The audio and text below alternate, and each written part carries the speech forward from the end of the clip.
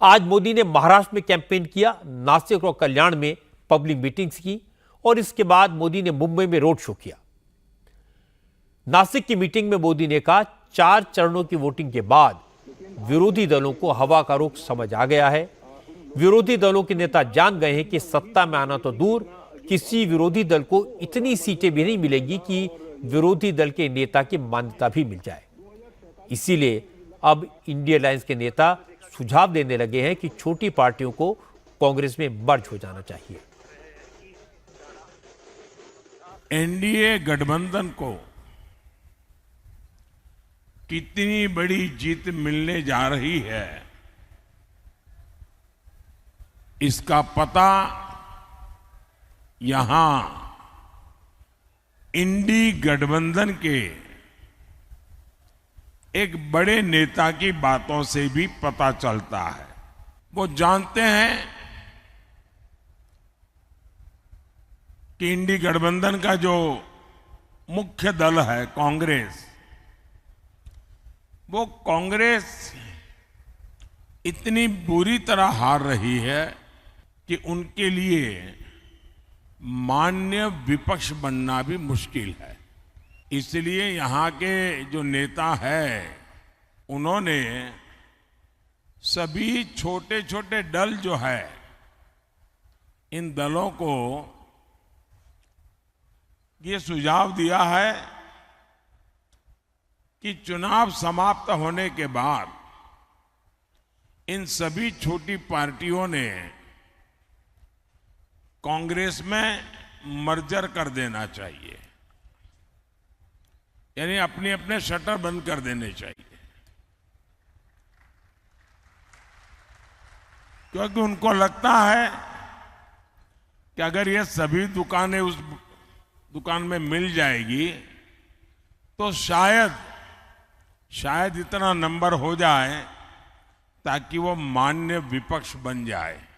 और जब ये नकली शिवसेना का कांग्रेस में विलय हो जाएगा, मुझे सबसे ज्यादा याद बाला साहब ठाकरे की आएगी, क्योंकि बाला साहब जी कहते थे, जिस दिन लगा कि शिवसेना कांग्रेस बन गई है, उस दिन शिवसेना समाप्त कर दूंगा। मतलब अब नकली शिवसेना का अता पता भी रहने वाला नहीं है। असल में पिछले हफ्ते शरद पवार ने कहा था कि चुनाव के बाद राजनीतिक समीकरण बदलेंगे। उन्होंने छोटी छोटी पार्टियों को कांग्रेस में मर्ज करने का सुझाव भी दिया था। मोदी का इशारा शरद पवार के इसी बयान की तरफ था।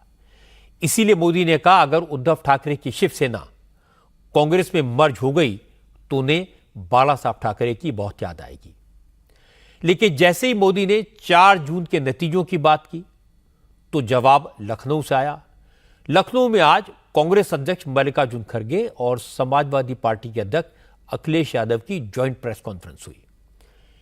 इस प्रेस कॉन्फ्रेंस में खड़गे ने कहा, वो इस बात पर शर्त लगा सकते हैं कि बीजेपी को 200 से ज्यादा सीटें नहीं मिलेंगी।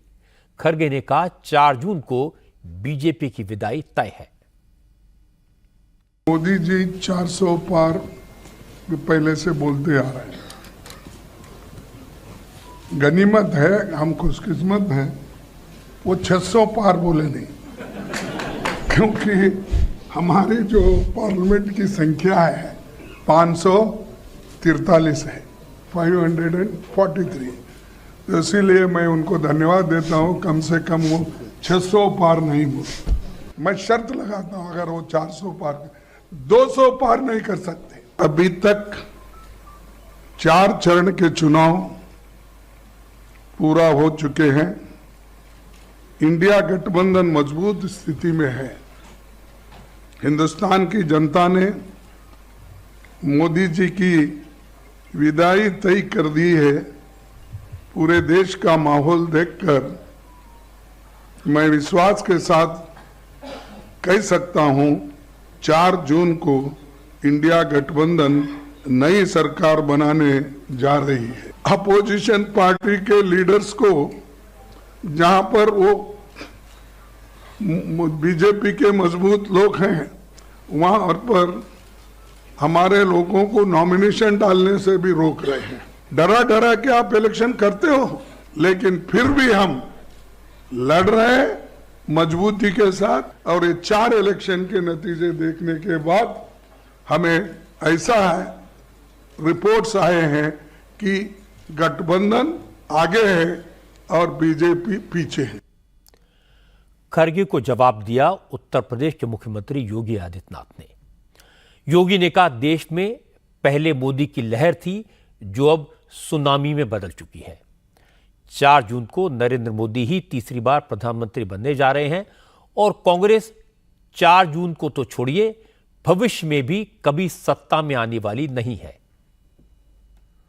पूरे देश के अंदर मोदी जी की जो लहर है वह एक सुनामी बनकर के सामने आ चुकी है। कांग्रेस नेतृत्व का इंडी गठबंधन पूरी तरह इसकी हवा निकल चुकी है। इनकी नकारात्मक राजनीति को जनता ने पूरी तरह खारिज किया है। मुझे आश्चर्य होता है कि कांग्रेस के अध्यक्ष मल्लिकार्जुन खड़गे जी,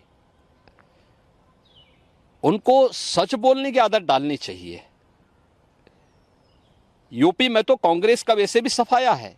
कांग्रेस का तो इतिहास है, देश को पहले बांटा, फिर जाति मत और मजहब के आधार पर पूरे देश को बांटा, क्षेत्र और भाषा के आधार पर बांटा।